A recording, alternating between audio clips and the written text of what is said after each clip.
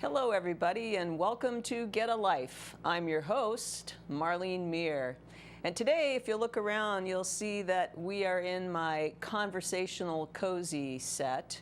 And this is my set for when I have a guest with me. And notice the empty chair just waiting for you to join me here. It's much more fun when you share it with a friend. So if you have any interest in joining me to talk about life, love, and the pursuit of happiness, I welcome you in my chair. So without further ado, we're going to have some fun today.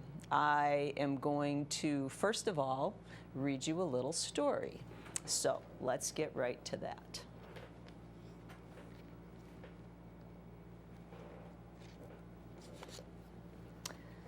Once upon a time, 2017 to be exact, there was a beautiful place filled with trees and magic mountains, fields and trails, grand moose and lots of bear, and probably about 65 million species of annoying biting insects. Yeah. It was also a special place filled with special people. There was one, though, that stood out from them all. And that person is you. Today, it's all about writing your story about your life. And like any great story, there are elements to it.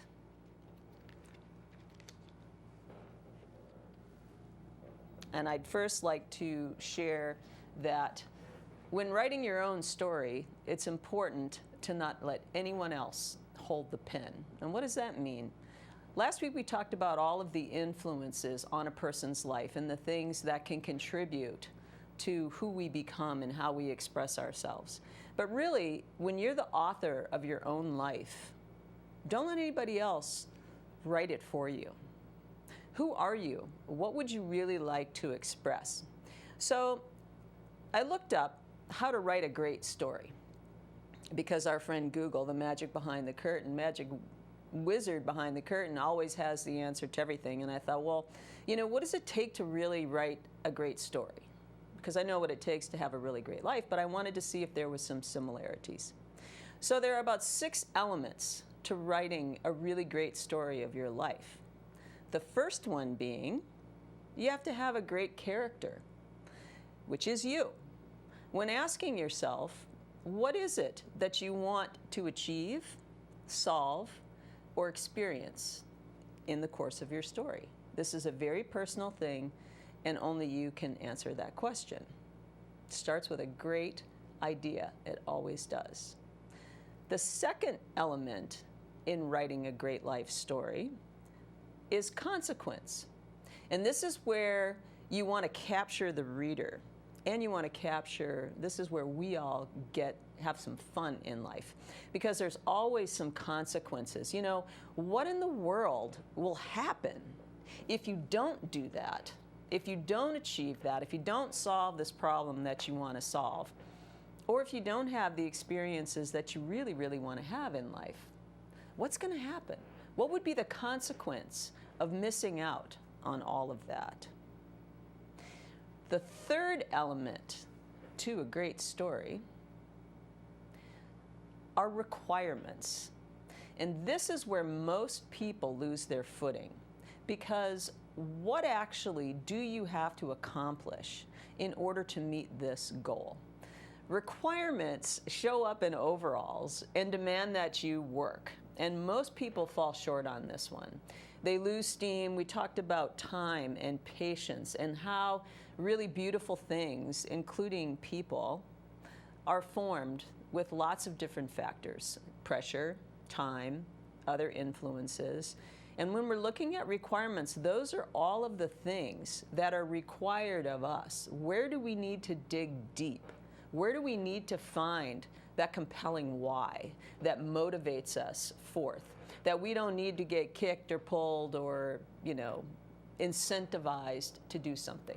What is the requirement? What is it going to take for you to live your best life, to write that great story? The fourth piece, the fourth element in a great story And this is where it gets fun. This is the forewarning. This is when the villain comes in. This is the emotional roller coaster that oscillates always between hope. Wow, this is the greatest thing that I could ever see for myself. This is the greatest experience I could ever possibly have. And holy crap, this scares me to death. And now what? And oh no. And how could it be? And this is where the twists and turns come in. And sometimes, again, while writing a great story, we take these little side trails, right? You thought you were on a particular highway, you thought you were on a good trail, you had your story, you had your characters, you had your goal, you had your inspiration, and then, oh, doggone it, here comes the forewarning. Something happened, we got derailed, something else is introduced in our life, and we go down this little side path, which may take us away for a very long time. And the trick is, can you find your way back? Can you do that end around we talked about? Can you go over it? Can you go under it? Can you go around it? Can you come back to being the writer of your own life, the life that suits you? The fifth element is costs. And here's the other one that people trip over most of the time. And when I say cost, yes, we're talking about obviously time and energy and money, which is always a cost. How much is it going to cost to have that dream home? How much is it going to cost to move to San Diego? How much is it going to cost to live on a boat and travel the world? But here are the other costs that actually derail people from creating a great life more than money, believe it or not. It's, what is it going to cost me in terms of time, talent? How much am I going to have to suffer? How much do I really, really want this? What am I willing to overcome? At what cost will I continue to do what I need to do in order to have the life that I want? And this is where the rubber hits the road. Don't bail on yourself when it gets costly. That's when we really find out who we really are, and that's where the old grit, the old grit that makes the pearl, the pressure that makes the diamond, the carving that makes the Grand Canyon, all of those great influences, that's when you really figure out what you're made of. The next element in creating a good story are the dividends. Okay, what's the payout? What's the reward? What is going, for me, and it's a very personal thing, what is going to make the difference? What is going to continue to inspire me? Notice I said inspire, and sometimes we need a little push, and sometimes we need a little pull. But what is it? What is that reward that is going to make all the other steps worth it? And remember last week I talked about the journey as opposed to a destination. Yeah, we have that goal, and yes, we're looking for that reward at the end, and yes, we have all of this time, treasure, talent, energy, cost, the emotional roller coaster. And what is it that you're willing to do, and where are you, and how present are you in that journey, so that it doesn't just become about that point at the end of the scale, about that particular goal. It becomes, wow, this is really a cool life. Look at what I'm writing now.